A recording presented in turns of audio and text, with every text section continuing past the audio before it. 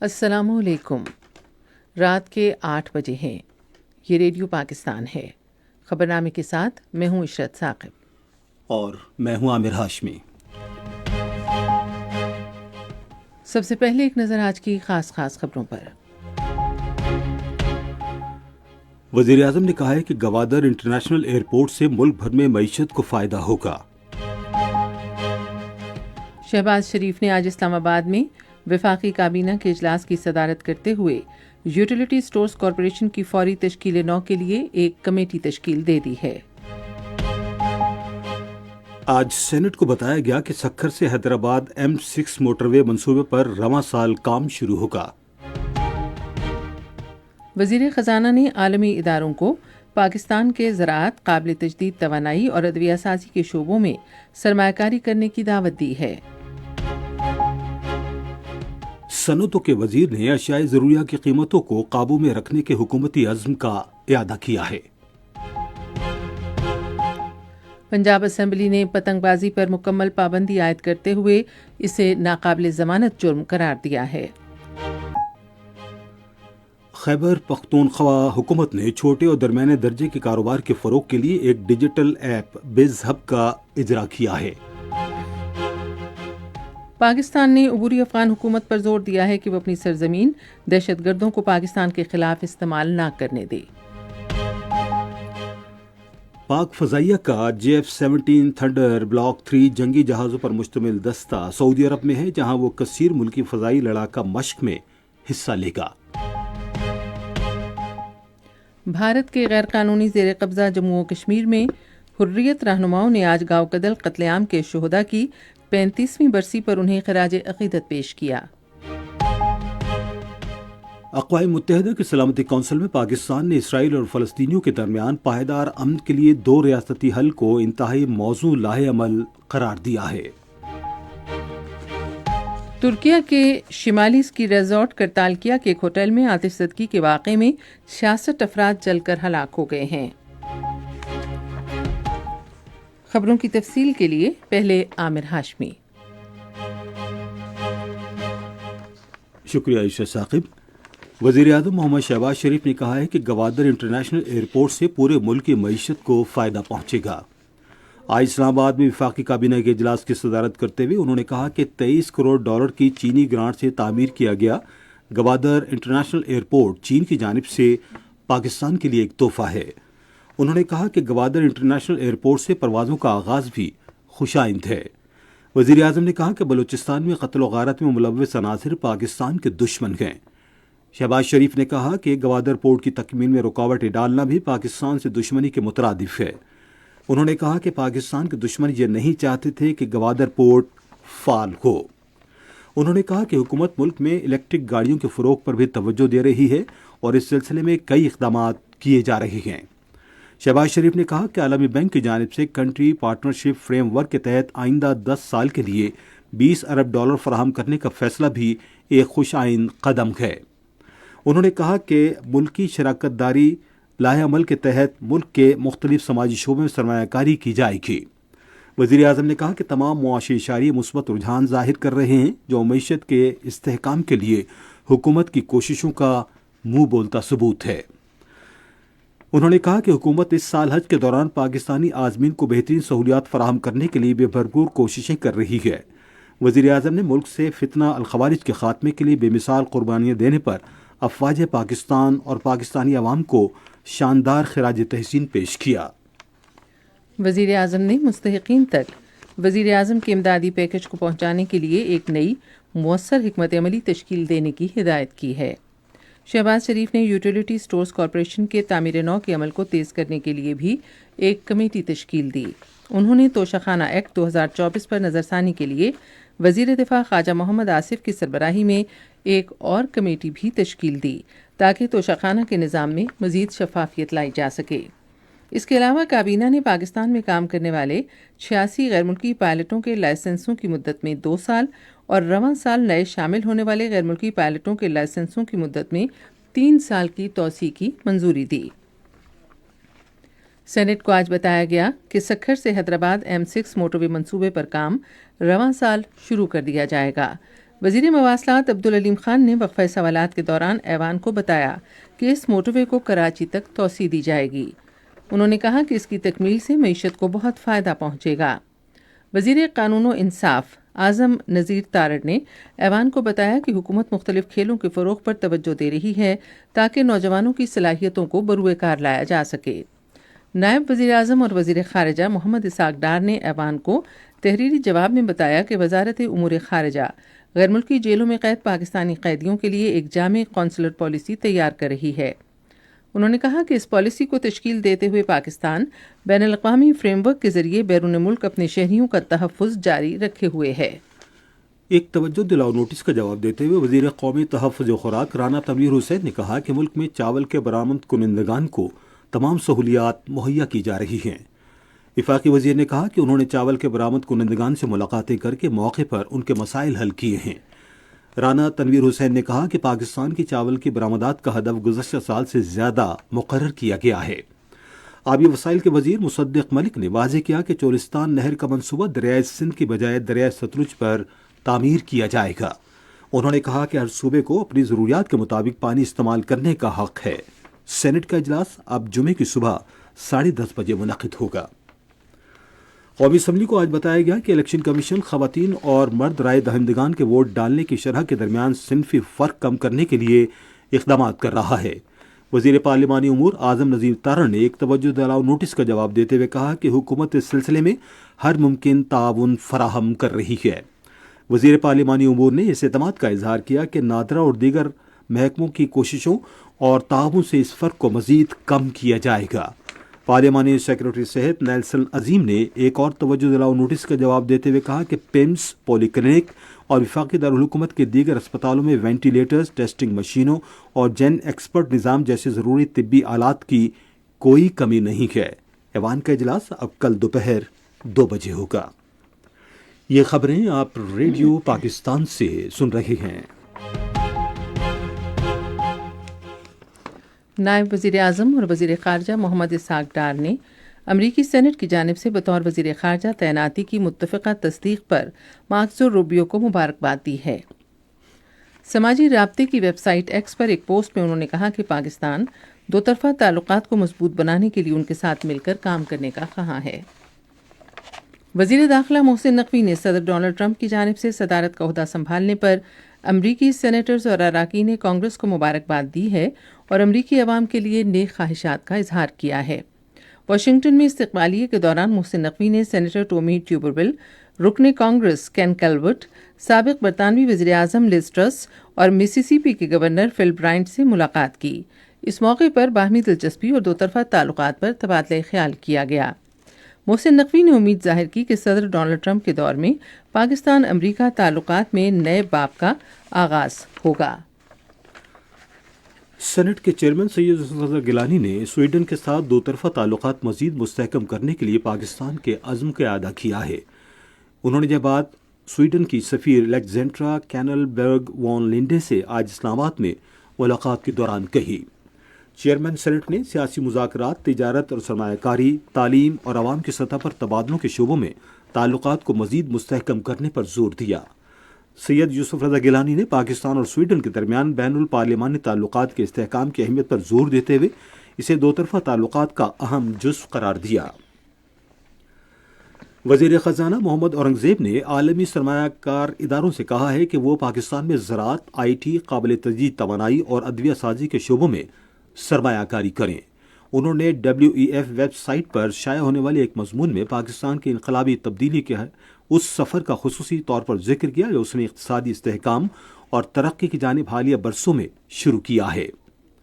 انہوں نے کہا کہ پاکستان کے عالمی طور پر نادہندہ ہونے کے خطرے میں 93% کمی آ گئی ہے، جس سے ملک کے مالی استحکام پر ایک نئے یقین کا اشارہ ملتا ہے۔ وزیر خزانہ نے کہا کہ حسابات جاریہ میں مسلسل 3 مہینے سے اضافہ ظاہر ہو رہا ہے اور 2 سال میں سرمایہ کاروں کا اعتماد بڑھا ہے۔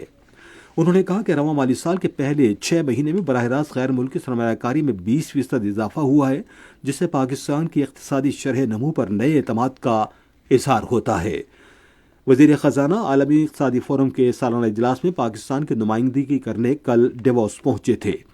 وہ مختلف ملکوں اور بین الاقوامی اداروں کی سرکردہ سیاسی، تجارتی اور کاروباری شخصیت سے ملاقاتیں بھی کریں گے۔ ادھر اقتصادی امور کے بارے میں وزیر خزانہ کے مشیر خرم شہزاد نے آج سوشل میڈیا پر ایک پوسٹ میں کہا کہ عالمی اقتصادی فورم میں اسٹریٹجک شراکت داری کو حصول اور پائیدار سرمایہ کاری کو فروغ دینا پاکستان کی اہم ترجیحات ہیں۔ صنعتوں اور پیداوار کے وفاقی وزیر رانا تنویر حسین نے اشیاء ضروریہ کی قیمتوں کو کنٹرول میں رکھنے کے حکومتی عزم کا اظہار کیا ہے۔ وہ آج اسلام آباد میں شوگر ایڈوائزری بورڈ کے اجلاس کی صدارت کر رہے تھے، جس میں گنے کی پیداوار کا جائزہ لیتے ہوئے ملک کی چینی کی ضرورتیں پورا کرنے کے منصوبوں پر بحث کی گئی۔ رانا تنویر نے گنے کی پیداوار میں مزید اضافے کے لیے کسانوں کو جائز معاوضہ دینے کی ضرورت پر زور دیا۔ پنجاب اسمبلی نے پتنگ بازی پر مکمل پابندی اور اس قانون کی خلاف ورزی پر سخت کارروائی کے بل کی منظوری دے دی ہے۔ پنجاب کے محکمہ داخلہ کے ترجمان کے مطابق پتنگ بازی کو ناقابل ضمانت جرم قرار دیا گیا ہے اور خلاف ورزی کرنے والوں کو کم سے کم 3 سال اور زیادہ سے زیادہ 7 سال قید بھگتنا ہوگی۔ اسی طرح سے پتنگ بازی، پتنگوں کی فروخت اور ترسیل پر بھی 5 لاکھ روپے سے 50 لاکھ روپے تک جرمانہ عائد کیا جائے گا۔ خیبر پختونخوا حکومت نے صوبے میں چھوٹے اور درمیانے درجے کے کاروبار کے فروغ کے لیے بز ہب ڈیجیٹل ایپ کا اجرا کیا ہے۔ صنعتوں کے لیے وزیر اعلیٰ خیبر پختونخوا کے معاون خصوصی عبدالکریم توردھر نے آج پشاور میں ایپ کی افتتاحی تقریب سے خطاب کرتے ہوئے مقامی معیشت کو ترقی دینے اور روزگار کے مواقع پیدا کرنے میں چھوٹے اور درمیانے درجے کے کاروبار کے اہم کردار پر زور دیا۔ انہوں نے کہا کہ اس ایپ کا اجرا صوبے میں کاروبار میں آسانی کو فروغ دینے کے خیبر پختونخوا حکومت کے غیر متزلزل عزم کا عکاس ہے۔ پاکستان نے افغان عبوری حکومت پر زور دیا ہے کہ وہ اپنی ذمہ داریاں پوری کرے اور دہشت گردوں کو اپنی سرزمین پاکستان کے خلاف استعمال نہ کرنے دے۔ فوج کے شعبہ تعلقات عامہ کے مطابق اس ماہ کی 11 تاریخ کو پاکستان میں دہشت گردی میں ملوث ایک افغان شہری بلوچستان کے ضلع یوب کے علاقے سام بازا میں مارا گیا تھا۔ اس دہشت گرد کی شناخت محمد خان احمد خیل ولد حاجی قاسم داوران خان کے نام سے ہوئی ہے، جو افغان صوبے پکتیکا کے ضلع وزیخوا کے گاؤں بلورائی کا رہائشی تھا۔ اس کی لاش گزشتہ روز ضابطے کی ضروری کارروائی کے بعد افغان عبوری حکومت کے حکام کے حوالے کر دی گئی تھی۔ ISPR نے کہا ہے کہ اس طرح کے واقعات افغان شہریوں کے پاکستان میں دہشت گردی میں ملوث ہونے کا ناقابل تردید ثبوت ہے۔ پاک فضائیہ کے JF-17 تھنڈر بلاک 3 لڑاکا طیاروں پر مشتمل دستہ زمینی اور فضائی عملے کے ہمراہ سعودی عرب پہنچ گیا ہے، جہاں وہ کثیر ملکی فضائی لڑاکا مشقوں میں حصہ لے گا۔ فوج کے شعبہ تعلقات عامہ کے مطابق ان مشقوں میں سعودی عرب، بحرین، فرانس، یونان، قطر، متحدہ عرب امارات، برطانیہ اور امریکہ کے لڑاکا طیارے اور جنگی عملہ شرکت کر رہے ہیں۔ پاک فضائیہ کے دستے کی ان مشقوں میں شمولیت سے علاقائی اور بین الاقوامی تعاون میں PAF کے عزم کی عکاسی ہوتی ہے۔ سمندر پار پاکستانیوں نے جرمنی کے شہر فرینکفرٹ میں پاکستان زندہ باد ریلی منعقد کی ہے۔ اس میں سمندر پار پاکستانیوں نے بڑی تعداد میں شرکت کی اور پاک فوج کی غیر متزلزل حمایت کا اظہار کیا۔ ریلی کے شرکاء نے سول نافرمانی کو مسترد کرتے ہوئے ترسیلات زر میں اضافے پر زور دیا۔ شرکاء نے کہا کہ جو بھی پاک فوج کا دشمن ہے وہ ریاست کا دشمن ہے اور فوج ہماری سرحدوں کی حقیقی محافظ ہے۔ قومی احتساب بیورو بحریہ ٹاؤن پرائیویٹ لمیٹڈ کے مالک ملک ریاض اور اس کے ساتھیوں کے خلاف دھوکہ دہی اور عوام الناس کو بڑے پیمانے پر فریب دینے کی تحقیقات کر رہا ہے۔ بیورو کے ایک پریس ریلیز کے مطابق ملک ریاض NCA کے کیس میں مرفوع ہے اور عدالت کو مطلوب ہے۔ قومی احتساب بیورو بحریہ ٹاؤن پرائیویٹ لمیٹڈ اور ملک ریاض کے متعدد اثاثے پہلے ہی منجمد کر چکا ہے۔ ملک ریاض نے، جو متحدہ عرب امارات میں ہیں، دبئی میں حال ہی میں لگژری اپارٹمنٹس کی تعمیر کا ایک منصوبہ شروع کیا ہے۔ عوام الناس کو مشورہ دیا جاتا ہے کہ اور خبردار کیا جاتا ہے کہ اس منصوبے میں سرمایہ کاری سے گریز کریں۔ حکومت پاکستان ملک ریاض کو قانونی ذرائع سے وطن لانے کے لیے متحدہ عرب امارات کی حکومت سے رابطہ کر رہی ہے۔ یہ خبریں ریڈیو پاکستان سے نشر کی جا رہی ہیں۔ غیر قانونی طور پر بھارت کے زیر قبضہ جموں و کشمیر میں کل جماعتی حریت کانفرنس کی قیادت نے شہدائے گاؤ کدل کو ان کے 35ویں یوم شہادت پر شاندار خراج عقیدت پیش کیا ہے۔ بھارتی فوجیوں نے 1990 میں آج ہی کے دن سری نگر کے علاقے گاؤ کدل میں پرامن مظاہرین پر اندھا دھند فائرنگ کر کے 50 سے زیادہ نہتے کشمیریوں کو شہید اور سینکڑوں کو زخمی کر دیا تھا۔ مظاہرین ایک رات پہلے بھارتی فوجیوں کے ہاتھوں علاقے کی کئی خواتین کی بے حرمتی کے خلاف احتجاج کر رہے تھے۔ کل جماعتی حریت کانفرنس کے ترجمان عبدالرشید منہاس نے سری نگر میں جاری ایک بیان میں سانحے کو تاریخ کشمیر کا سیاہ ترین باب قرار دیا۔ سینئر حریت رہنما آغا سید حسن الموسوی الصفوی نے کہا کہ سانحہ گاؤں کدل مقبوضہ کشمیر میں بھارتی حکومت کا سوچا سمجھا منصوبہ تھا۔ لوگ سری نگر میں شہداء کے مزار پر اکٹھے ہوئے اور فاتحہ خوانی کی۔ ادھر بھارتی فوج نے سوپور میں آج مسلسل تیسرے دن بھی تلاشی اور محاصرے کی کارروائیاں جاری رکھیں۔ دوسری طرف مقبوضہ جموں و کشمیر میں بھارت کے یوم جمہوریہ کی تقریبات کے پیش نظر پابندیاں مزید سخت کر دی گئی ہیں۔ جموں، سری نگر اور دوسرے حساس ضلعوں میں گاڑیوں کی تلاشی اور فوجی گشت کے ساتھ سخت پابندیاں لگا دی گئی ہیں۔ اقوام متحدہ کی سلامتی کونسل میں پاکستان نے عالمی برادری سے کہا ہے کہ وہ غزہ کی تعمیر نو کے لیے ٹھوس منصوبہ تیار کرنے میں فلسطینیوں کی مدد کرے۔ اقوام متحدہ میں پاکستان کے مستقل نمائندے ایمبیسڈر منیر اکرم نے مشرق وسطی کی صورتحال پر بحث میں حصہ لیتے ہوئے پاکستان کی جانب سے امید ظاہر کی کہ جنگ بندی کے سمجھوتے کے تمام مراحل پر پوری طرح عمل کیا جائے گا اور یہ جنگ بندی مستقل حیثیت اختیار کر جائے گی۔ انہوں نے فلسطینی مملکت کے قیام کے لیے 2 ریاستی حل بحال کرنے کا بھی مطالبہ کیا۔ پاکستان کے مندوب نے کہا کہ 2 ریاستی حل ہی اسرائیل، فلسطینیوں اور عرب اور اسلامی دنیا کے درمیان پائیدار امن کی غرض سے انتہائی امید افزا، منصفانہ اور قابل عمل حل ہے۔ مقبوضہ مغربی کنارے کے جنین پناہ گزین کیمپ پر آج اسرائیلی فوج کے حملے میں کم سے کم 4 فلسطینی شہید اور درجنوں زخمی ہو گئے ہیں۔ غزہ میں یہ اسرائیلی کارروائی جنگ بندی کے 2 دن بعد کی گئی، جس سے 15 ماہ سے جاری بدترین اسرائیلی تشدد میں وقفہ آیا تھا۔ ترکی کے شمالی علاقے میں ایک ہوٹل میں آگ لگنے کے واقعے میں کم سے کم 66 افراد ہلاک اور 51 زخمی ہو گئے ہیں۔ حکام کے مطابق آگ لگنے کی وجہ جاننے کے لیے تحقیقات شروع کر دی گئی ہیں۔ ادھر وزیر اعظم محمد شہباز شریف نے آتش زدگی کے واقعے میں قیمتی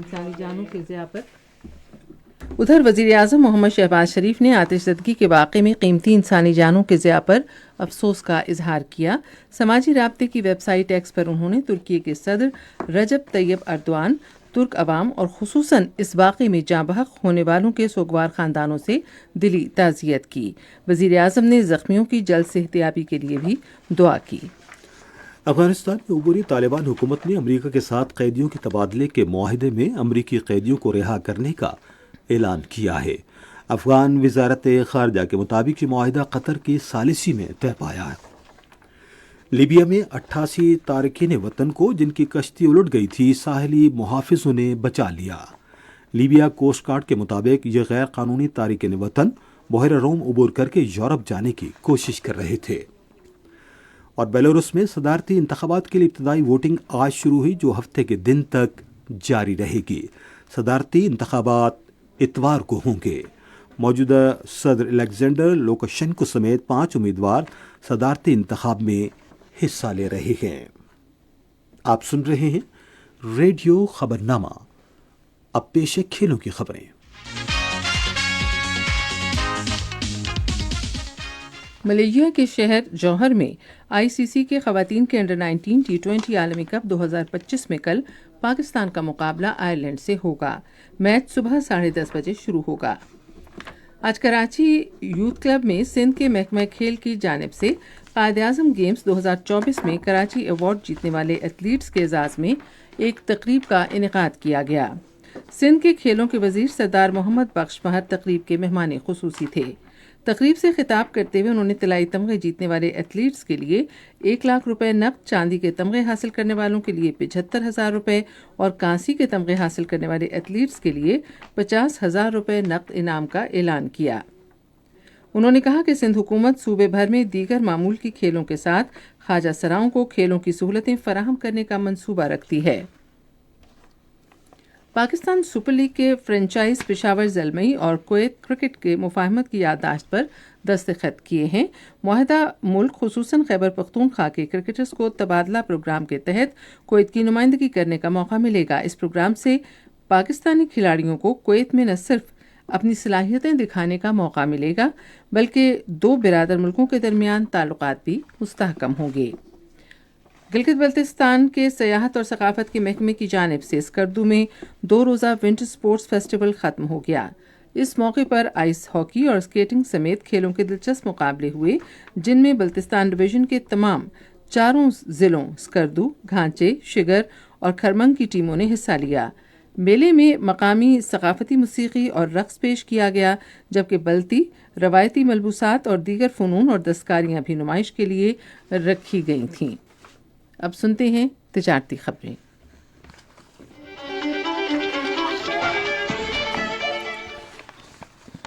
ٹیکسٹائل برآمدات میں رواں مالی سال کی پہلی شش ماہی میں گزشتہ سال کے اسی عرصے کے مقابلے میں 10% اضافہ ریکارڈ کیا گیا۔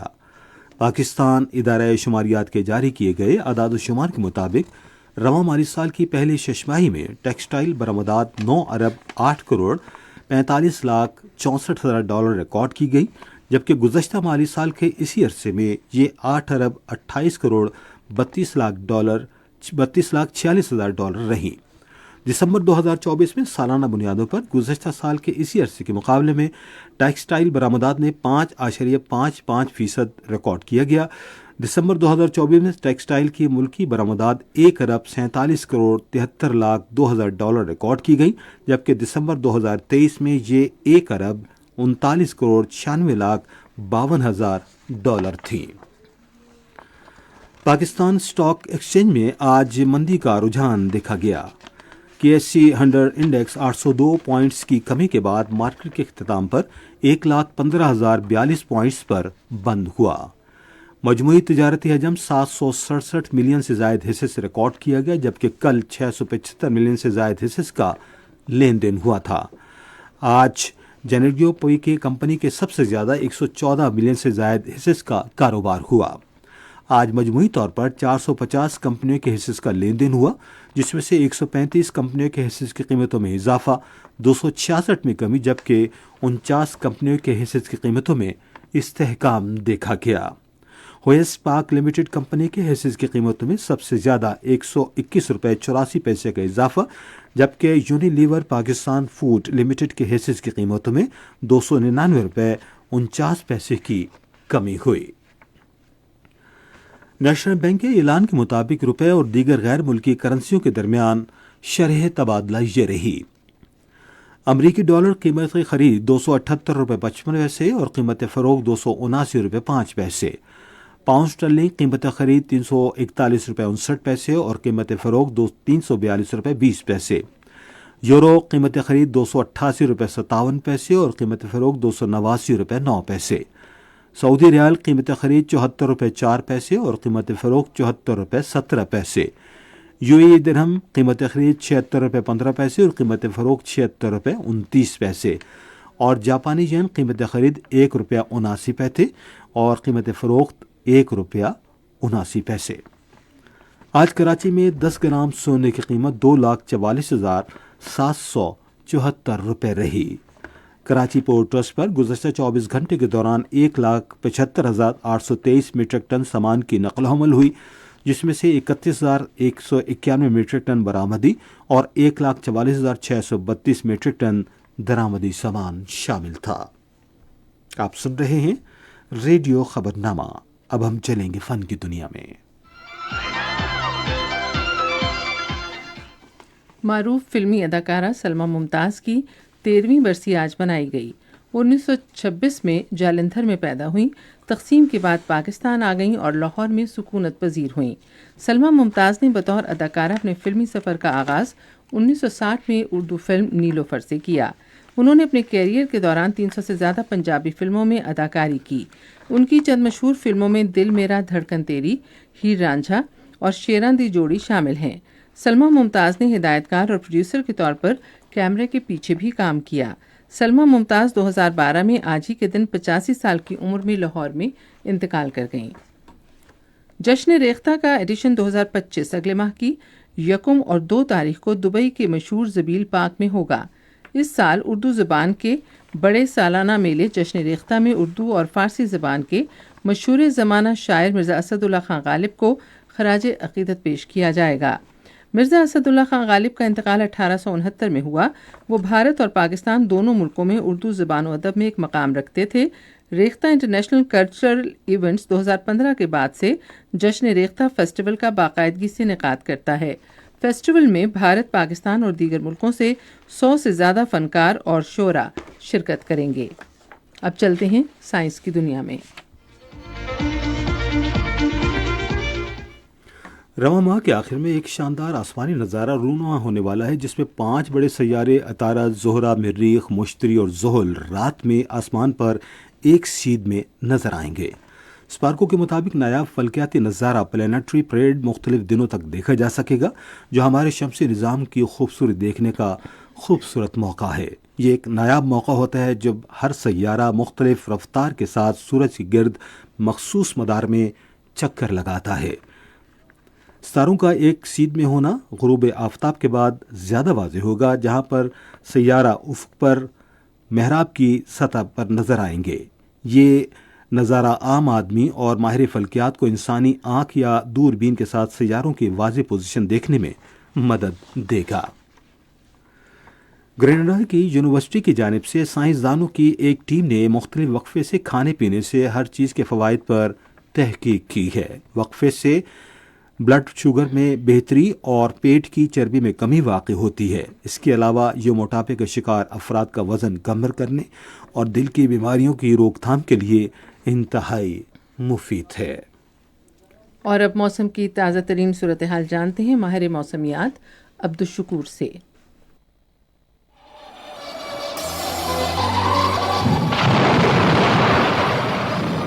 موسم کی تازہ ترین صورتحال کے مطابق اس وقت ملک بھر میں مطلع صاف اور موسم خشک ہے، تاہم بالائی علاقوں میں مطلع جزویہ برآلود ہے۔ کشمیر اور گلگت بلتستان میں چند مقامات پر ہلکی بارش بھی ہو رہی ہے۔ گزشتہ 24 گھنٹوں کے دوران ملک کے بیشتر علاقوں میں موسم سرد اور مطلع برآلود رہا، تاہم بالائی خیبر پختونخوا، گلگت بلتستان اور کشمیر میں چند مقامات پر بارش اور برف باری ہوئی۔ سب سے زیادہ بارش پختونخوا میں پٹن، ملم جبہ 12، چترال 9، دیر 9، دیر زیریں 6، دروش 5، کاکول 4، سیدو شریف، مرکانی 3، مظفر آباد 7، کوٹلی رولا کوٹ میں 1 ملی میٹر، استور میں 10، گپیس 2 ملی میٹر بارش ریکارڈ ہوئی۔ اس دوران کالام میں 9 انچ، ملم جبہ 7 اور استور میں 2 انچ برف باری بھی ریکارڈ کی گئی۔